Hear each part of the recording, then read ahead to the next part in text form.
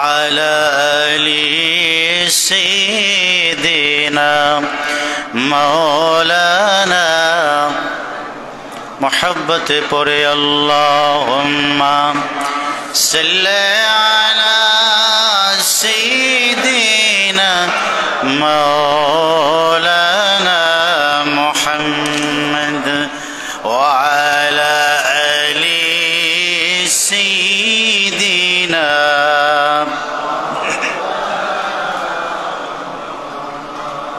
পড়ে দরুদ নবীজির শানে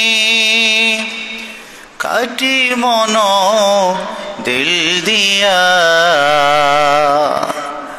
এই না দরুদ শোনেন নবীজি মদিনাতে শুইয়া আল্লাহুম্মা সাল্লি আলা সাইয়্যিদিনা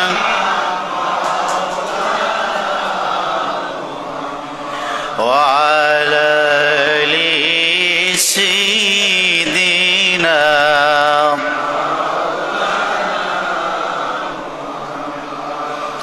পড়লে দরুদ নবীজির শানে জীবনের গুনাহ মাফ হয় আল্লাহর হাবিবের ভালোবাসায় আল্লাহর জান্নাত পাওয়া যায় আল্লাহুম্মা সাল্লি আলা সাইয়্যিদিনা মাওলানা মুহাম্মদ ওয়া আলা আলি সাইয়্যিদিনা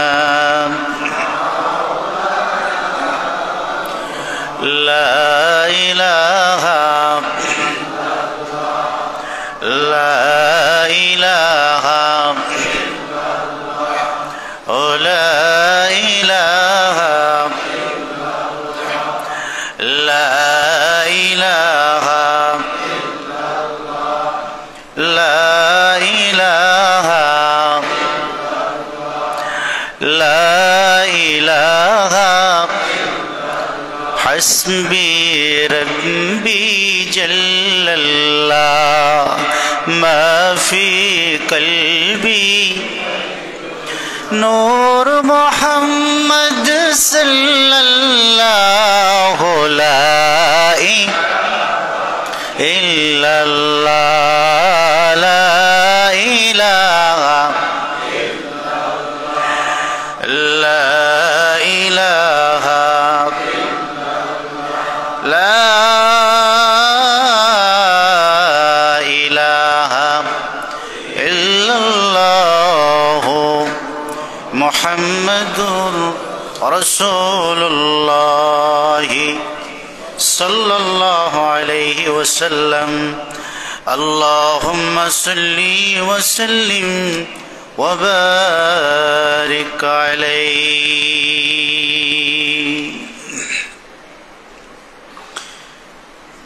মহান আল্লাহ রাব্বুল আলামিনের দরবারে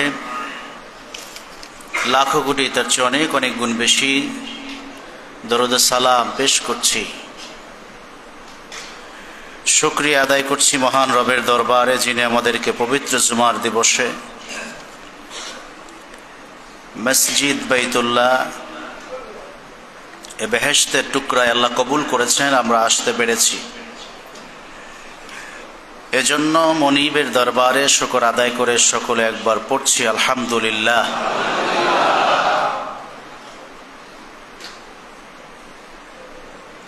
লাখো কোটি তার চেয়ে অনেক অনেক গুণ বেশি দরুদ আর সালাম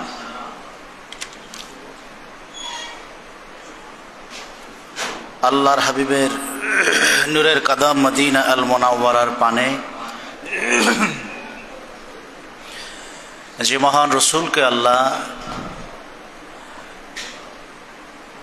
আদম নবীর ও সৃষ্টির পূর্বে নবী করেছেন,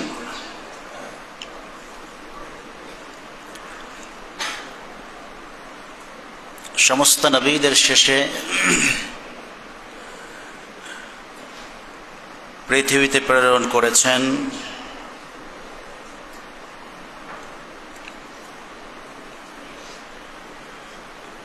অন্ধকারে নিমজ্জিত হওয়া ভঙ্গুর সমাজকে উদ্ধার করবার জন্য হেদায়েতের মশাল কোরআন কারীমের নূর তার সিনায় দান করে মক্কাল মুকাররমায় প্রেরণ করেছেন। বিনা দরখাস্তে আমরা আখিরি নবীর উম্মত হওয়ার সৌভাগ্য লাভ করেছি। আল্লাহ রাব্বুল আলামিনের দরবারে তৌফিক ভিক্ষা চাই, আল্লাহ যেন আখিরি নবীর দিদার ও জিয়ারত কিয়ামতের মুসিবতের ময়দানে প্রত্যেকটি গুনাহগার উম্মতের ভাগ্যে শাফাতের মহান নিয়ামত আল্লাহ তাআলা যেন আমাদেরকে নসিব করেন। আমরা পড়ছি আমিন। সংক্ষিপ্ত পরিসরে আজকে আমরা আলোচনা করব আল্লাহর হাবিব পেয়ারা রসুল প্রিয় নবীজি মুহাম্মদুর রাসূলুল্লাহ সাল্লাল্লাহু আলাইহি ওয়াসাল্লামের নবুয়তের সুমহান মর্যাদা এ বিষয়।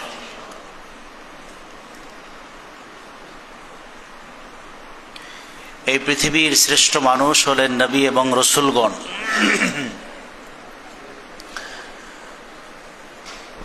আল্লাহর পরেই যাদের মর্যাদা,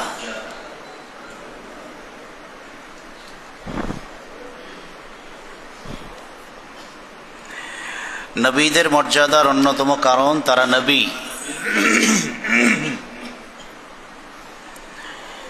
সরাসরি যারা আল্লাহ রাব্বুল আলামিনের পক্ষ থেকে নবুয়তের নূর লাভ করেছেন,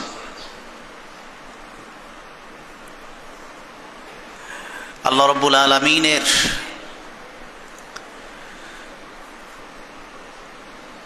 কোনো ইশারা ছাড়া নবী এবং রাসূলগণ কোনো কথাই বলেন নাই। মা ইয়ান্তিকু আনিল হাওয়া ইন হুয়া ইল্লা ওয়াহয়ুন ইউহা। প্রিয় নবীজির ব্যাপারে আল্লাহ তাআলা বলেন, তিনি নিজ ইচ্ছায় কোনো কথা বলেননি। ইন হুয়া ইল্লা ওয়াহয়ুন ইউহা। তবে হ্যাঁ, তিনি 63 বছরের জীবনে যা কিছু বলেছেন, যা কিছু করেছেন, তা আল্লাহ রাব্বুল আলামিনের ইশারায় করেছেন। সুবহানাল্লাহ। আল্লাহ তাআলা যা করতে বলেছেন তা তিনি করেছেন, যা আদেশ করেছেন তা তিনি মেনেছেন। আল্লাহ রাব্বুল আলামিনের ইশারার বাইরে নিজের ইচ্ছায় কিছুই করেননি।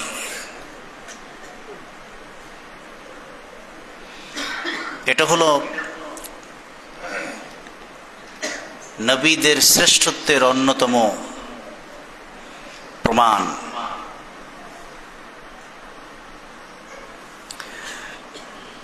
কোরআন কারীম আল্লাহ রাব্বুল আলামিন বলেছেন, হে রাসূল, আপনি মানুষকে বলেন, কুল ইন্নামা আনা বাশারুম মিসলুকুম। দৃশ্যত আমি তোমাদের মতোই মানুষ। তো পার্থক্য কোথায়? আমি নবীজিরও 2টি হাত, তোমাদেরও 2টি হাত, আমারও 2 চোখ, তোমাদেরও 2 চোখ। তোমাদের খাওয়ার প্রয়োজন, আমারও খাওয়ার প্রয়োজন। দৃশ্যত আমি তোমাদের মতোই মানুষ। পার্থক্য কোথায়? আল্লাহ বলছেন, আপনি বলুন, কুল ইন্নামা আনা বাশারুম মিসলুকুম। আমি তোমাদের মতো দৃশ্যত মানব। ইউহা ইলাইয়া। পার্থক্য আছে। আমার কাছে আল্লাহর পক্ষ থেকে ওহী নাজিল হয়। সুবহানাল্লাহ। তোমাদের কাছে তা আসে না। এজন্য দেখতে দৃশ্য তো তোমাদের মতো হলেও মনে হলেও আমি মূলত তোমাদের মতো নই। যোজন যোজন পার্থক্য আছে। নবুয়ত নবীদের জন্য আল্লাহর পক্ষ থেকে সর্বশ্রেষ্ঠ নেয়ামত।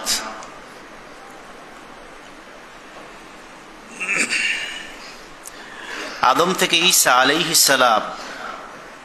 আলাইহিমুসসালাম যত নবী এবং রসুল পৃথিবীতে এসেছেন, সকলকে আল্লাহ রাব্বুল আলামিন নবুয়ত এবং রিসালাতের নূর দান করেছেন।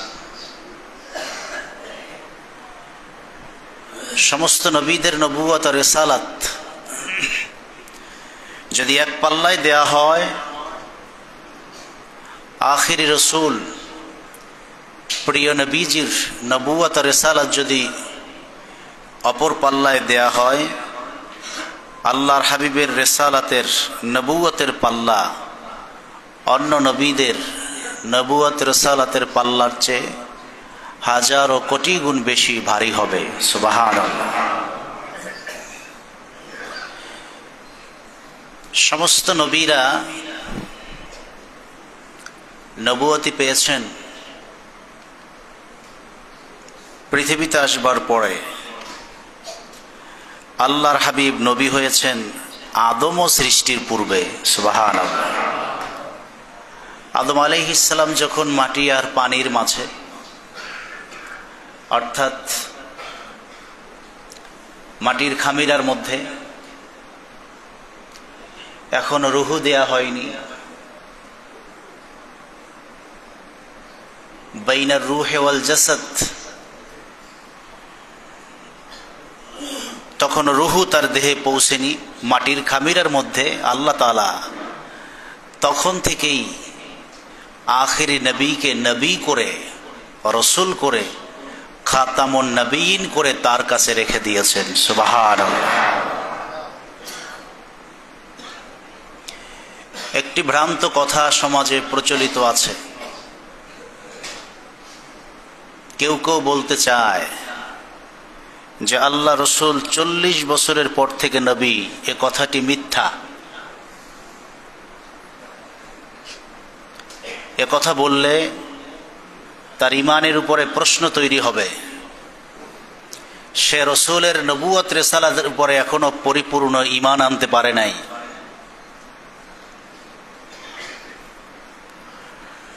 আল্লাহ কোরআন কারিমে বলেছেন, লাকাদ কানা লাকুম ফি রাসূলিল্লাহি উসওয়াতুন হাসানা। আল্লাহর হাবিবের গোটা জীবন তোমাদের জন্য আদর্শ। সুবহানাল্লাহ।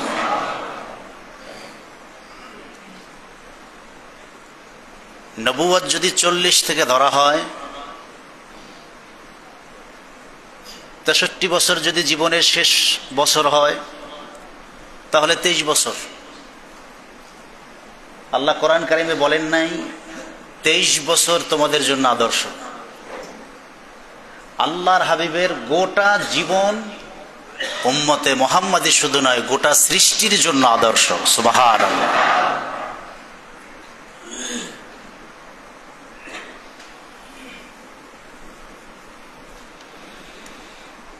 সম্মানিত সুধী, 40 বছরে রাসূলুল্লাহর নবুয়ত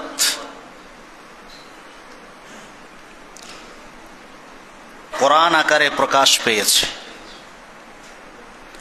কিন্তু তিনি নবী ছিলেন আদম সৃষ্টির পূর্ব থেকে। সুবহানাল্লাহ।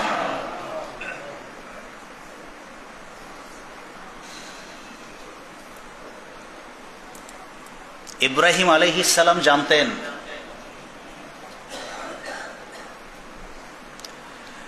যে আখিরি নবী, পৃথিবীর সর্বশেষ নবী, তিনি সবার শেষে পৃথিবীতে আসবেন।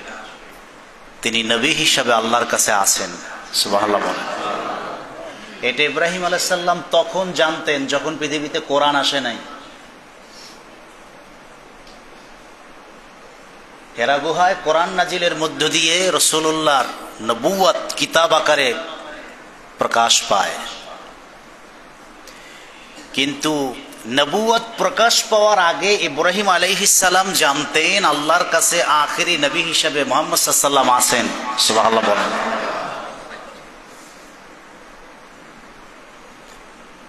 ঈসা আলাইহিস সালাম জানতেন, সব নবীরা জানতেন, এবং রূহের জগতে সমস্ত নবীরা আখেরি নবীর উপরে ঈমান এনেছেন যে আমরা মুহাম্মদ সাল্লাল্লাহু আলাইহি ওয়াসাল্লাম তিনি নবী, খাতামুন নবী, এ কথা বিশ্বাস করলাম, তার নবুয়তের উপরে ঈমান আনলাম। সুবহানাল্লাহ বলেন। এখন যদি আমরা বলি যে রাসূল 40 বছরের পরে নবী হয়েছে, তাহলে সমস্ত নবীরা ঈমান এনেছেন কিভাবে? তিনি তখন দুনিয়াতেই আসেন নাই। এজন্য বলছি কিছু ভ্রান্ত কথা সমাজে আছে, মিডিয়াতে আমাদেরকে কথাগুলি শুনতে হয়। আকীদা দুরুস্ত করতে হবে। আল্লাহর হাবিব তিনি আদম আলাইহিস সালাম তখনও মাটির খামিরার মধ্যে মানুষের আকার আকৃতি লাভ করেন নাই। আল্লাহ তাআলা তার দেহের ভিতরে রূহ দেন নাই, মাটির খামিরার মধ্যে আছেন। রাসূল নিজে বলেন কুনতু নবিয়্যান, তখন থেকেই আমি আল্লাহর কাছে স্বীকৃত আখেরি নবী হিসাবে ছিলাম। সুবহানাল্লাহ।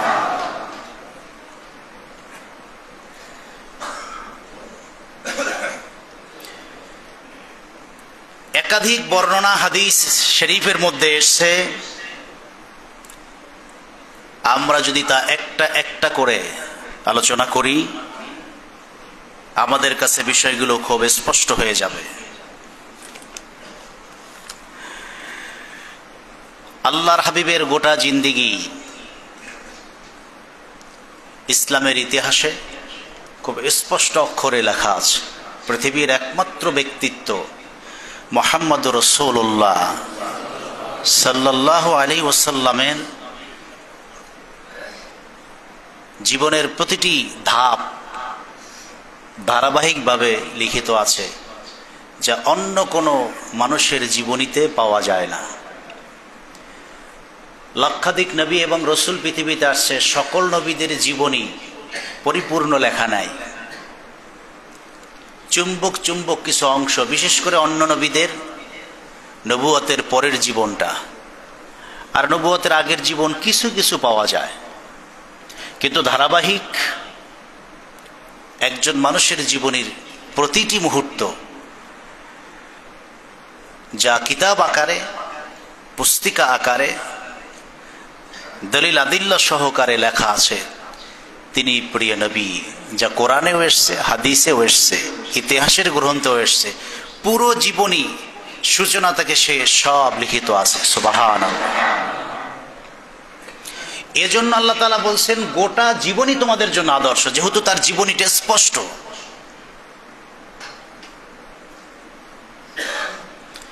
এবং তার জীবনের প্রত্যেকটি মুহূর্ত আল্লাহ তাআলা বরকত দিয়ে ভরপুর করেছে। জীবনের যেই অংশটুকু আপনি আলোচনা করবেন সেখানেই মুজিজা বলেন, সিফাত বলেন, বরকতের কথা বলেন, সুন্দরের কথা বলেন, আদর্শের কথা বলেন, সব লুকিয়ে আছে।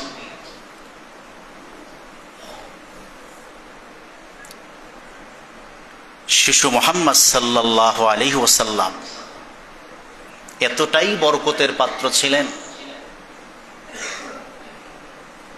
দাদা আব্দুল মুত্তালিবের সেই সময়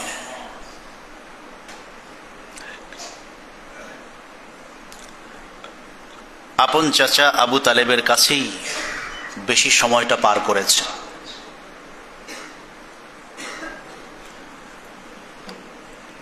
প্রচন্ড রৌদ্রের তাপ এবং বৃষ্টির অভাব, মক্কার মানুষেরা বৃষ্টির জন্য আবু তালেবের কাছে গেল যে কাবা তো আমাদের সবচেয়ে বড় শেয়ার, বরকতের নিদর্শন, চলেন কাবার চত্বরে যাইয়া কাবা ঘর ধরে আল্লাহর কাছে একটু কান্নাকাটি করে যদি বৃষ্টি আসে। আবু তালেব বললেন চলো যাই।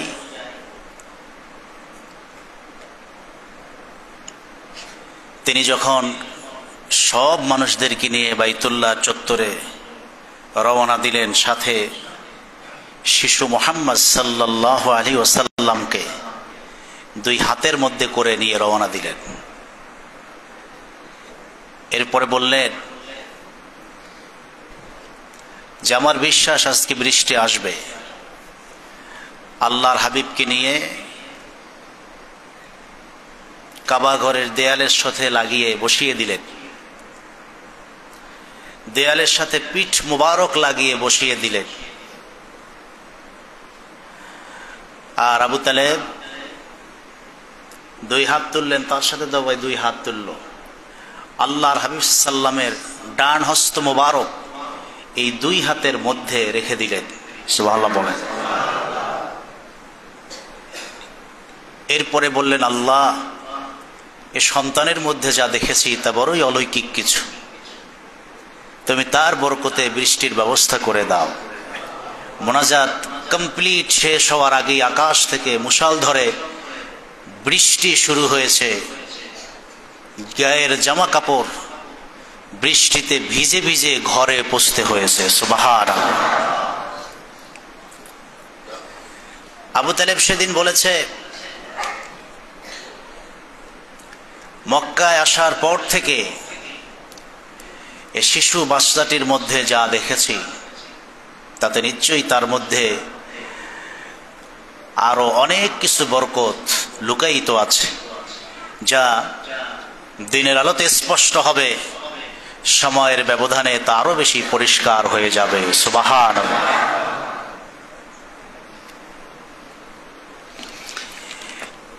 একাধিক বর্ণনা হাদিসের মধ্যে এসছে, রাসূল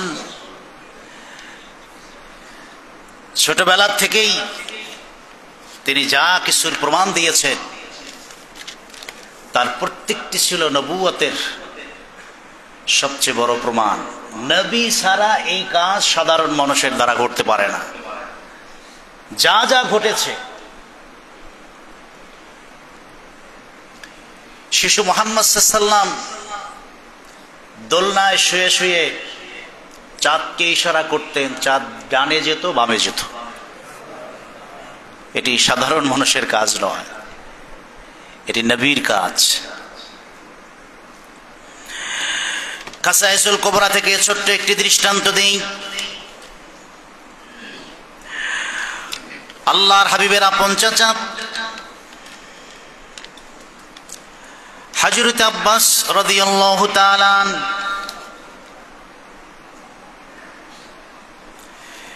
তিনি বলেন, ছোট্টবেলায়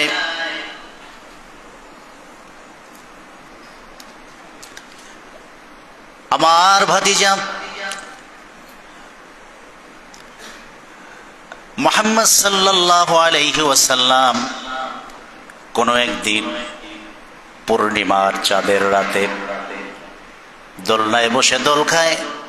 আমি তার পাশে দাঁড়ানো, দোলনার দিকে নজর করে দেখি শাহাদাত আঙ্গুলি আকাশের দিকে মুস্কি মুস্কি হাসতেছে মুহাম্মদ সাল্লাল্লাহু আলাইহি ওয়াসাল্লাম। অপলক নেত্রে তার দিকে তাকালাম, শাহাদাত আঙ্গুলি আকাশের দিকে, একবার আঙুলটা ডানে নেয় আর একবার বাম দিকে নেয়। হযরত আব্বাস বলেন, বড় অবাক হয়ে গেলাম। এই দৃশ্য দেখে আমি বড় অবাক হয়ে গেলাম। নজর করে চাঁদের দিকে যখন তাকালাম, আমি দেখি আঙুল মোবারক যখন ডান দিকে যায়, আল্লাহর হাবিবের আঙুল মোবারকের সাথে সাথে চাঁদও ডান দিকে হেলে পড়ে। সুবহানাল্লাহ। আমি মুস্কি হাসি আর আঙুলের রহস্য খুঁজতে গিয়ে যখন চাঁদের দিকে তাকালাম, দেখলাম যে শাহাদাত আঙ্গুলির সাথে চাঁদও ডানে যায়, আবার যখন এটি বামে আসে চাঁদও বামে আসে। তিনি ছোট মানুষ, প্রশ্ন করে তো উত্তর পাওয়া যাবে না। ঘটনাটা স্মৃতিতে ধরে রাখলাম। একটু বড় হলেন, আরো একটু বড় হলেন। খাসাইসুল কুবরার প্রথম খণ্ডের 91 পৃষ্ঠায় ইমামে সুয়ুতী রাহমাতুল্লাহ আলাইহি হাদিসটি কোট করেছেন। যখন প্রিয় রাসূল বড় হলেন তাকে প্রশ্ন করলাম, ইয়া রাসূলুল্লাহ, ইয়া হাবিবাল্লাহ, আপনি ছোট্টবেলায় চাঁদের দিকে তাকিয়ে মুস্কি হাসি দিয়েছেন, হাতের ইশারায় চাঁদ ডানে গিয়েছে বামে গিয়েছে, কিন্তু কথা বলার ভাষা ছিল না, তাই ঘটনা জানতে পারি নাই। নিশ্চয়ই আপনার সেই কথা সেই ঘটনা মনে আছে? আল্লাহর হাবিব জবাব দিয়েছেন, চাচা যান, যা দেখেছেন ঠিক দেখেছেন, ভুল কিছুই আপনি দেখেন নাই। তবে সেদিনের সেই ঘটনা একজন সাধারণ মানুষের ঘটনা না। দোলনায় বসে আমি যখন মন খারাপ করেছিলাম, আল্লাহ রব্বুল আলামিন মন ভালো করবার জন্য চাঁদকে নির্দেশ দিয়েছেন যাতে আমার সঙ্গে খেলা করে। এই জন্য আমার হাতের ইশারায় চাঁদ ডানে গিয়েছে বামে গিয়েছে। এই দৃশ্য দেখে দোলনায় বসে আমি রাসূল মুস্কি হাসি দিয়েছি। সুবহানাল্লাহ। দুনিয়ার শিশুদের দোলনায় বসে খেলার পাত্র হয় বাজারের বিভিন্ন খেলনা, কিন্তু আল্লাহ রব্বুল আলামিন দোলনায় বসে আখেরি নবীর খেলার সাথী হিসাবে আকাশের চাঁদকে তার বন্ধু বানিয়ে দিয়েছে। আল্লাহর হাবিব বলেন, চাচাজি, এটি সাধারণ কোনো শিশু সন্তানের কাজ নয়। যদিও আমি দোলনায় বসে চাঁদের সঙ্গে খেলা করেছি, সাধারণ শিশু হিসাবে নয়, আমি তখনও দোলনার মধ্যে নবী হিসাবে চাঁদের সঙ্গে খেলা করেছি। আমি তখনও নবী ছিলাম। আল্লাহ পাক সেই নবুয়তের মর্যাদা রক্ষার্থে চাঁদকে আমার অনুগত করে দিয়েছে, সে আমার খেলার সাথী হয়েছে। বলুন না সুবহানাল্লাহ। আল্লাহর হাবিবের চাচা বলেন, আমি তো তখনই বুঝতে পেরেছি, ইন্নী কুনতু উহাদ্দিসুহু ওয়া ইউহাদ্দিসুনি। আল্লাহর হাবিব বলেন, আমি খেলা করেছি চাঁদের সঙ্গে, চাঁদ আমার সঙ্গে খেলা করেছে, আমার সঙ্গে কথা বলেছে। আনিল বুকাই ওয়া আসমাউ, আমি কাঁদলে চাঁদ আমাকে হাসাতো, আমি মন খারাপ থাকলে চাঁদ খেলনার সাথী হয়ে আমার মনটা ভালো করে দিত।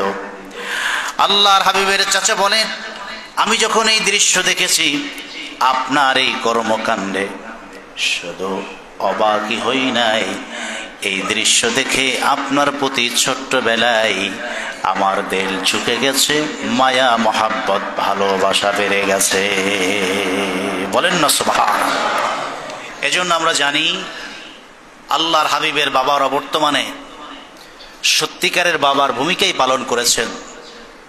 আল্লাহর হাবিবের এই চাচা এবং তার দাদারা তার অলৌকিক এই দৃশ্য দেখে তারা বুঝতে পেরেছেন যে এই ছেলে সাধারণ কোনো সন্তান নয়, এমন এমন কিছু প্রকাশ পেয়েছে যার কারণে আল্লাহ পাক এই একটা ভিন্ন পরিবেশে আপন চাচা আবু তালিব তারা আল্লাহর হাবিবের প্রতি আবু জেহেল উতবা সাহেবা থেকে প্রোটেকশন দেওয়ার জন্য মহব্বত আর ভালোবাসা দিয়ে তাকে ঘিরে রেখেছেন। আল্লাহ পাক তার হাবিবকে বড় করবেন, মুসাকে ফেরাউনের করে বড় করবেন, এই জন্য আসিয়ার মনে মায়া দিয়ে দিয়েছে। আল্লাহর হাবিবকে এই বিরূপ পরিবেশে বড় করে তুলবেন, এই জন্য আপন চাচা তাদের মনে মায়া তৈরি করে দিয়েছেন, যদিও তারা ইসলামটা গ্রহণ করে নাই। আল্লাহ তার নবীকে এইভাবে করে সেভ করে নবুয়তের মর্যাদা আর সম্মান সমুন্নত করেছেন। বলেন না সুবহানাল্লাহ। শুধু তাই না, আল্লাহর হাবিবের বয়স তখন 12 বছর। আপন চাচা আবু তালিব ব্যবসায় রওনা হয়েছেন। আল্লাহর হাবিব বায়না ধরলেন, আমিও আপনার সঙ্গে ব্যবসায় যাব। আবু তালিব বললেন, ভাতিজারে, তোমার তো সফর করার বয়স হয় নাই, মরুভূমির পথ, রৌদ্রের ভিতরে কষ্ট হবে। ক্লান্ত শ্রান্ত দেহে অসুস্থতা পেয়ে বসলে আমাদের সফর কষ্ট হবে, সুতরাং যাওয়ার প্রয়োজন নাই। চাচার গলা জড়িয়ে ধরে চোখের পানি ছেড়ে দিয়ে কান্নাকাটি করার শুরু করে দিলেন আল্লাহর হাবিব। চাচার মন গলে গেল। সিরিয়ায় ব্যবসার উদ্দেশ্যে রওনা হয়ে গেলেন। রাহমাতুল লিল আলামিন সেই কাফেলার সাথী হয়ে যায়। দীর্ঘ সময় সফর করার পর বসরা নামক স্থানে কাফেলার বিরতি হয়ে যায়। সেই পথে একজন খ্রিস্টান পাদ্রী ছিল, যার নাম বুহায়রা। সিয়াসিত্তার সকল কিতাবে খ্রিস্টান এই পাদ্রীর নাম এসেছে, কারণ বড় চৌকস এবং বিচক্ষণ মানুষ ছিলেন এই পাদ্রী। তাওরাত, ইনজিল, জাবুর সহ আসমানি কিতাবের সকল ইলম আল্লাহ তার সিনায় দান করেছেন। এই কিতাবগুলো খুঁজে খুঁজে আখেরি নবী রাসূল হিসেবে যিনি পৃথিবীতে আসবেন তার সব তথ্য তিনি খুঁজে খুঁজে বের করেছেন। সুবহানাল্লাহ। 3টি কিতাবের তিনি বড় পণ্ডিত ছিলেন। এই কিতাবগুলো ঘেটে ঘেটে আখেরি নবী তিনি কখন আসবেন, কোন যুগে আসবেন, কি কি গুণ থাকবে তা তিনি ঠোঁটস্থ মুখস্থ করে ফেলেছেন। সুনান তিরমিজি 3620 নং হাদিস। আবু মুসা বর্ণনা করেন, কাফেলাটি বসরায় যাওয়ার পর সমস্ত উটগুলিকে কিছু লোকজন বসবাস করে এমন একটা জায়গায়, পানির ব্যবস্থা আছে, কিছু খাবারের ব্যবস্থা আছে, এমন একটা জায়গা দেখে কাফেলা থেমে যায়।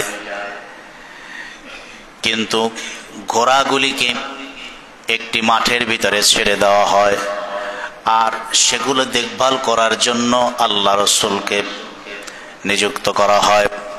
তারা বলল, নিকটেই বাজার আছে, আমরা খাবারের সন্ধানে যাই, তুমি এই উটগুলি পাহারা দাও, আসা পর্যন্ত এই জায়গা থেকে যাবে না। উটের পিঠ থেকে নেমে ব্যাগটা গুছিয়ে কাফেলার মানুষেরা বাজারের দিকে যাবে। প্রিয় রাসূল উটগুলিকে নিয়ে মরুভূমির ভিতরে তিনি রওনা দিবেন। ইতিমধ্যে একজন বৃদ্ধ, তার নাম বুহায়রা, তিনি তার হুজরা থেকে, কক্ষ থেকে ছাতা মাথায় দিয়ে বেরিয়ে পড়েছেন। তার ঘরের দরজার সামনে দিয়ে শত শত কাফেলা যায়, কোনো কাফেলা দেখে কোনোদিন তিনি বের হন নাই, কিন্তু আজকের কাফেলাটা দেখা মাত্রই ঘরের দরজা খুলে দিয়ে কাফেলার দিকে রওনা দিয়েছেন। কাফেলার মানুষদের মধ্যে ঢুকে ডানেও তাকান নাই, বামেও তাকান নাই। কে কাফেলার নেতা, কে কাফেলার বয়োজ্যেষ্ঠ ব্যক্তি, কে কাফেলার পরিচালক, কারো কাছে না গিয়ে সরাসরি রাহমাতুল লিল আলামিন নূর নবীর কদম মোবারকে বুহায়রা হাজির হয়ে যায়। সুবহানাল্লাহ। সবাইকে বাদ দিয়ে চলে গেলেন রাসূলুল্লাহর কাছে, যিনি ইয়াতীমের মতো 12 বছরের একটি বালক উটগুলিকে হাঁকিয়ে নিবেন, তার সামনে গিয়ে দাঁড়ালেন। সরাসরি হাদিস থেকে আপনাদেরকে শোনাই। হাত্তা জাআ ফা আখাযা বিয়াদি রাসূলিল্লাহ, আল্লাহর হাবিবের কদম মোবারকের সামনে এসে বুহায়রা রাসূলুল্লাহর হাত মোবারকটা ধরলেন। এরপরে কাফেলার মানুষদেরকে লক্ষ্য করে বললেন, ক্বালা হাযা সাইয়্যিদুল আলামিন, তিনি হলেন জগতের সাইয়্যিদ নেতা। সুবহানাল্লাহ বলেন। 12 বছরের বালককে বললেন, হাযা সাইয়্যিদুল আলামিন, তিনি হলেন জগতের শ্রেষ্ঠ নেতা। হাযা রাসূল রাব্বিল আলামিন, তোমরা যাকে 12 বছরের বালক বলো, আমি বুহায়রা বললাম তিনি হলেন আল্লাহ রাব্বুল আলামিনের একজন রাসূল। বলেন না সুবহানাল্লাহ। হাযা রাসূল রাব্বিল আলামিন, জগতের যিনি রব, সেই রবের পক্ষ থেকে তিনি হলেন রাসূল। বুহায়রা বললেন, 12 বছরের বালক তিনি মানুষ মুহাম্মদ সাধারণ মানুষ নন, তিনি হলেন আল্লাহ রসুল। সুবহানাল্লাহ বলেন। ইয়াবাসুল্লাহু রাহমাতাল লিল আলামিন, আল্লাহ তাকে এ জাতির জন্য রাহমাতুল লিল আলামিন করে প্রেরণ করেছেন। তিনটি কথা বলেছেন। হাজা সাইয়্যিদুল আলামিন, তিনি হলেন জগতের সাইয়্যিদ নেতা। হাজা রাসূল রাব্বিল আলামিন, তিনি হলেন আল্লাহ রাব্বুল আলামিনের একজন রাসূল। আল্লাহ তাকে রাহমাতুল লিল আলামিন করে প্রেরণ করেছেন। আবু তালেব সহ কাফেলার সমস্ত মানুষেরা অবাক হয়ে গেল, নিস্তব্ধ হয়ে গেল, নীরব হয়ে গেল। কাফেলা, কথা নাই, চলাবলা সব বন্ধ হয়ে গেল।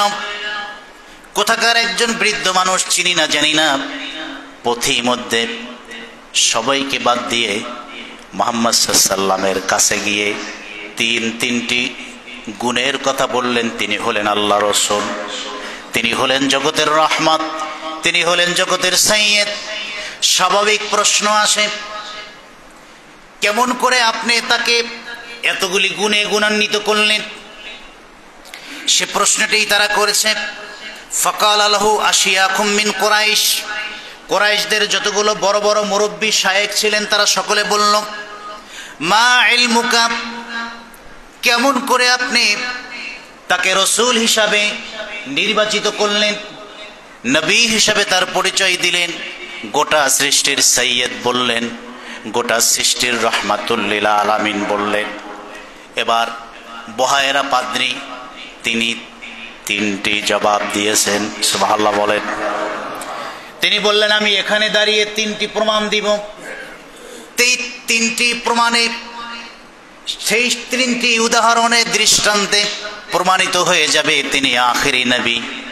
যদি তাওরাতের কথা সত্য হয়, যদি ইনজিলের কথা সত্য হয়, যদি জাবুরের কথা সত্য হয়, আর সেই জাবুর, ইনজিল, তাওরাত যদি আল্লাহর নাজিল করা কিতাব হয়ে থাকে, সেই তিনটি কিতাব থেকে আমি যেই তিনটি দৃষ্টান্ত দিব তার সঙ্গে তাওরাতের দৃষ্টান্তের মিল হয়ে যায়, যদি মিলে যায় তাহলে সন্দেহ নাই তিনি আল্লাহর রাসূল। সুবহানাল্লাহ।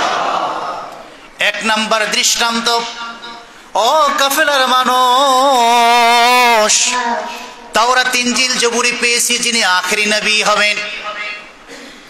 রাস্তা দিয়ে যখন হাঁটবেন, মাঠে পথে প্রান্ত দিয়ে যখন হাঁটবেন, ডানে আর বামে গাছপালা থাকলে সেই গাছগুলো সেজদার মতো তার পায়ের কাছে নুয়ে যাবে, নিচু হয়ে যাবে। সুবহানাল্লাহ বলেন। তোমরা শুধু সফরই করেছো, খেয়াল করো না, একটু তাকাও। এই যে ছোট্ট বালকটি দাঁড়িয়ে আছে, ডান বাম চারদিকের গাছপালাগুলি সবগুলি ডালগুলি মাথা নোয়া তার কদমে সেজদায় পড়ে গেছে। সুবহানাল্লাহ বলেন। তিনি বলতেছেন, তোমরা ভালো করে খেয়াল করে দেখো, লাম ইয়াবকা শাজারুন ওয়ালা হাজারুন, কোন গাছ বাকি নাই, পাথর বাকি নাই, ইল্লা খাররা সাজিদান, সমস্ত গাছগুলি, বড় বড় পাহাড়গুলি, শক্ত পাহাড়, মাথাগুলো ঝুঁকাইয়া ছোট্ট বালকটির কদমে সেজদায় পড়ে গেছে। সুবহানাল্লাহ। এই দৃশ্য দেখে সবাই চোখের পানি ছেড়ে দিয়েছেন। বহায়রা পাদ্রী বললেন, তোমরা তো এখন দেখেছো, আমি আমার ঘরের দরজা খুলে আজকে 40টি বছর পর্যন্ত বসে আসছি, কারণ আমি তাওরাতে পেয়েছি আখেরি নবী যিনি হবেন তিনি এই রাস্তা দিয়ে যাবেন। কবে যাবেন, কোন দিন যাবেন অপেক্ষায় ছিলাম। হাজারো কাফেলা গেছে, কারো মধ্যে কিছু দেখি নাই, কিন্তু আজকের কাফেলায় তোমরা যখন দাঁড়ালাম, দরজা খুলে গাছের দিকে তাকালাম, পাহাড়ের দিকে তাকালাম, গাছগুলি মাথা ঝুঁকিয়ে দিয়েছে, পাহাড়গুলি মাথা ঝুঁকিয়ে দিয়েছে। আমার আর বসতে বাকি নাই, আজকের কাফেলার মধ্যে আখেরি নবী অবস্থান করতেছে। এটা আমার প্রথম প্রমাণ। এবার বলল, তোমাদেরকে চলো 2 নাম্বার প্রমাণ দেখাবো। আবু তালেব তার সঙ্গপাঙ্গদের নিয়ে আমার হাবিবের নূরের কদমে হাজির হয়ে যায়। আল্লাহর হাবিবকে বললে, আল আমিন, আপনি একটু আপনার ডান কাঁধের কাপড়টা সরান।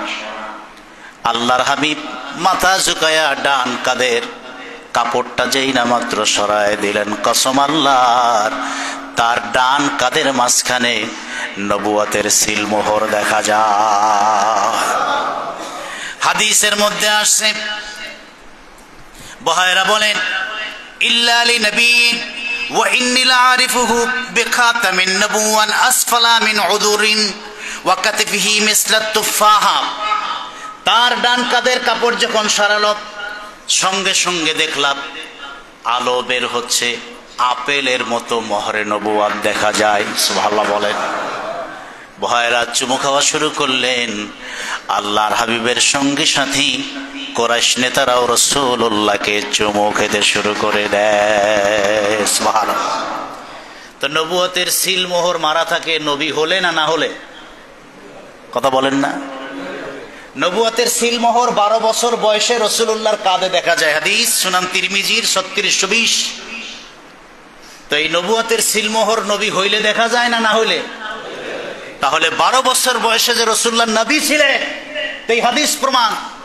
কিন্তু বক্তা নামের মূর্খরা বলে রাসূলুল্লাহ 40 বছরে নবী হয়েছে। নাউজুবিল্লাহ বলে। লেখাপড়া করা দরকার, কিতাব হাদিস পড়ে তারপরে বক্তব্য দেওয়া দরকার। মানুষের ঈমান নষ্ট করা হচ্ছে। 40 বছর রাসূলুল্লাহ নবুয়ত প্রকাশ পেয়েছে, নবী হয়েছেন আদম সৃষ্টির পূর্বে। সুবহানাল্লাহ বলেন। সুনান তিরমিজি 3620 নং হাদিস। তিনি বলেন, তার ডান কাঁধে আপেলের মতো মোহরে নবুয়ত ভেসে উঠেছে।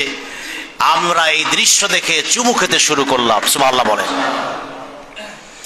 হযরত বুহাইরা বললেন, এটা আমার দ্বিতীয় নাম্বার দৃষ্টান্ত নবী হওয়ার জন্য।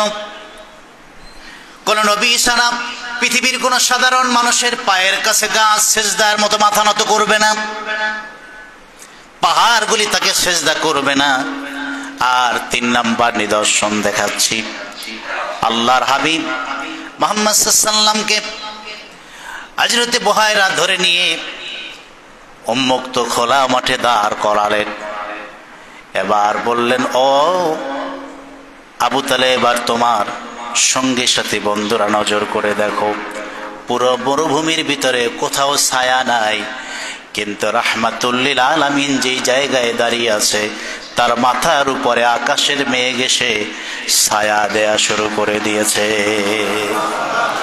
আল্লাহর হাবিব ডানে যান, মেঘের ছায়াও ডানে যায়। আল্লাহর হাবিব বামে যান, মেঘের ছায়াও বামে যায়। বাকি সব মানুষ দাঁড়ানো, কারো মাথার উপরে ছায়া নাই। কিন্তু আল্লাহর হাবিব আমার নূর নবী মুহাম্মদ সাল্লাল্লাহু আলাইহি ওয়াসাল্লাম নবুয়তের এমন মর্যাদা তিনি সিনার ভিতরে ধারণ করেছেন। আল্লাহ পাক তার হাবিবের সম্মান মর্যাদা নবুয়তকে বুলন্দিত করবার জন্য তার মাথার উপরে মেঘের ছায়ার ব্যবস্থা করে রেখেছেন। সুবহানাল্লাহ। ওয়া আলাইহি গামামাতুন ইউযিল্লুহু, তার মাথার উপরে গামামা মেঘের টুকরো এসে তাকে ছায়া দিতে শুরু করেছে। বাকি সবাই রৌদে, আল্লাহর হাবিব ছায়ার মধ্যে দাঁড়ানো। বলেন না সুবহানাল্লাহ। এটি হলো রাসূলুল্লাহর 12 বছর বয়সের ঘটনা। আর শিশুকালে চাঁদের ঘটনা 1টি এর 2টি। রাসূল বলেন, বোনের সঙ্গে মাঠে খেলতে গেলাম, ফেরেশতা এসে আমাকে বুক ছিঁড়ে ফেলেছে, কলিজাটা বের করে ফেলেছে, জান্নাত থেকে নিয়ে আসা পানি দিয়ে আমাকে ধৌত করেছে। আর বলেছে, নবী তো আল্লাহ পাক আমাদেরকে তোমার তত্ত্বাবধান করার দায়িত্ব দিয়েছে। সুবহানাল্লাহ বলবেন না। আল্লাহর হাবিব তিনি আদম সৃষ্টির পূর্ব থেকেই নবী ছিলেন। এটাই হলো আহলুস সুন্নাত ওয়াল জামাতের আকীদা। এটা বিশ্বাস করার নাম হলো রাসূলের রিসালাত আর নবুয়তের উপরে ঈমান। আমরা বলি না আমানতু বিল্লাহি ওয়া মালাইকাতিহি ওয়া কুতুবিহি ওয়া রাসূলিহি, 7টি বিষয়ের উপরে বিশ্বাস স্থাপনের নাম হলো ঈমান। তার ভিতরে একটা হলো নবীজির রিসালাতের উপরে ঈমান। আপনি যদি বিশ্বাস করেন যে 40-এর পরে নবী, তাহলে ঈমান নতুন করে আবার আনতে হবে। রাসূল আদম সৃষ্টির পূর্ব থেকে নবী, এই বিশ্বাসের নাম হলো ঈমান। যদি এই বিশ্বাসের ব্যাপারে কারো কোনো প্রশ্ন থাকে তাহলে তার ঈমান নিয়ে প্রশ্ন উঠবে। আল্লাহর হাবিব আদম সৃষ্টির পূর্ব থেকেই তিনি নবী ছিলেন। এই হাদিসটা বলেই আমরা কথা শেষ করব। সুনান তিরমিজি 3609, একটু আগে শুনছি 3620, তিরমিজির 3609 নং হাদিস। একজন শ্রেষ্ঠ সাহাবী হাদিস বর্ণনার ক্ষেত্রে আবু হুরায়রা, তিনি রাসূলুল্লাহকে প্রশ্ন করেছেন, মাতা ওয়াজাবাত লাকান নবুওয়া, রাসূল নবী হয়েছেন কবে? আবু হুরায়রা জানে না যে নবী কবে হয়েছেন। রাসূল যে 40-এ নবী হয়েছেন এটা আবু হুরায়রা জানে, আবু হুরায়রা তখন ছিলেন। তাহলে প্রশ্ন হলো, আবারও প্রশ্ন কেন? আবু হুরায়রা ভ্রান্ত বিশ্বাসের অপনোদন করছেন এই প্রশ্নের দ্বারা। মাতা ওয়াজাবাত লাকান নবুওয়া, আপনার উপরে নবুওয়াত আবশ্যক হয়েছে, কখন থেকে নবী হয়েছেন? মাতা কুনতা নবিয়ান, আপনি কখন থেকে নবী তা স্পষ্ট করে দিন। রাসূল জবাব দিয়েছেন, ওয়া আদামু বাইনার রূহি ওয়াল জাসাদ, আদম যখন আত্মা এবং দেহের মাঝামাঝি অর্থাৎ মাটির মধ্যে, মাটির খামিরার মধ্যে, আমি তখন থেকে আল্লাহর কাছে আখেরি নবী হিসেবে লিখিত ছিলাম। সুবহানাল্লাহ, কত স্পষ্ট কথা, কত স্পষ্ট কথা। ওয়া আদামু বাইনার রূহি ওয়াল জাসাদ, আদম যখন আত্মা এবং রূহ মানে আত্মা, জাসাদ মানে দেহ, আদম যখন রুহু এবং দেহের মাঝামাঝি অর্থাৎ মাটির খামিরার মধ্যে, এখনো রুহু দেহে প্রবেশ করে নাই, তখন থেকে আমি আমার রব আল্লাহর কাছে আখেরি নবী হিসেবে ছিলাম। সুবহানাল্লাহ। এজন্যই নবীরা রুহের জগতে আখেরি নবীর উপর ঈমান এনেছেন। ওয়াইযা খাযাল্লাহু মিসাকান নাবিয়্যিন, আল্লাহ নবীদের কাছ থেকে ওয়াদা নিয়েছেন, একজন নবী শেষ জামানায় যাবে, তোমরা তার উপরে ঈমান আনো। সমস্ত নবীরা বলছেন আকরারনা, আমরা আখেরি নবীর উপরে ঈমান আনলাম। সুবহানাল্লাহ বলেন। কোরআন এবং সুন্নাহর এই স্পষ্ট বক্তব্য সামনে রেখে আমাদের সকলের বিশ্বাস, যদি ঈমানকে সহি করতে হয় তাহলে আখেরি নবীর নবুয়াত 40 বছরে প্রকাশ পেয়েছে। অর্থাৎ ভোটের মাধ্যমে তো এমপি নির্বাচিত হয়েই গেছে, শপথ যে বাকি, ওটা সংসদে হবে, সেদিন গেজেট পাস হবে। কিন্তু এমপি তো হয় যে ভোট গণনার সাথে সাথেই যখন প্রধান নির্বাচন কমিশনার ঘোষণা করে এ এমপি হয়ে গেছে। কিন্তু বাকিটা শপথ গ্রহণের মধ্য দিয়ে আল্লাহর হাবিব 40 বছরে আনুষ্ঠানিকভাবে তার নবুয়তি প্রকাশ পেয়েছে, কিন্তু তিনি নবী হিসাবে আল্লাহর কাছে মনোনীত হয়েছেন আদম সৃষ্টির পূর্বে। সুবহানাল্লাহ বলেন। তিনি পৃথিবীতে আসার দিন থেকে নিয়ে শুরু করে 63 বছরের জিন্দেগির প্রতিটি সেকেন্ড উম্মতের জন্য আদর্শ। যা করেছেন, যা বলেছেন, যা তিনি অর্ডার করেছেন তা মানতে হবে, তা উম্মার জন্য ফরজ। মা আতাকুমুর রাসূলু ফাখুযু ওয়া মা নাহাকুম আনহু ফান্তাহু, রাসূল জানিয়ে এসেছেন তা মানা ফরজ, যা নিষেধ করেছেন তা থেকে বেঁচে থাকা ফরজ। তা 1 বছর বয়সে হোক, 2 বছর বয়সে হোক, 1 দিন বয়সে হোক, তিনি 1 দিন, 2 দিন, 5 দিন, 10 দিন বয়সে ইনসাফ প্রতিষ্ঠা করেছেন। মায়ের এক স্তন পান করে আর এক স্তন বোনের জন্য রেখে দিয়েছেন। পরিণত বয়সে বলেছেন, একজন নবী হিসেবে আমি বেইনসাফি করতে পারি না, ছোটবেলায় একটা স্তন বোনের জন্য রেখেছি, আর একটা আমি পান করেছি। সুবহানাল্লাহ। এই ছোট বয়সে তিনি ইনসাফ প্রতিষ্ঠা করেছেন। আল্লাহ রসুলের 63 বছরের জিন্দেগি আমাদের জন্য আদর্শ, এবং তিনি আদম সৃষ্টির পূর্ব থেকেই নবী, এটাই হলো আমাদের ঈমান আকীদা। সুতরাং এর বিরোধী বক্তব্য তা ঈমান বিরোধী বক্তব্য, বিশ্বাস করলে ঈমানে নোকসানি তৈরি হবে। আল্লাহ তাআলা যেন আমাদেরকে সঠিক বুঝ দান করেন, বলেন আমিন। আসসালামু আলাইকুম ওয়া রাহমাতুল্লাহ। দাঁড়িয়ে যান, ফাঁকা জায়গা বন্ধ করে যারা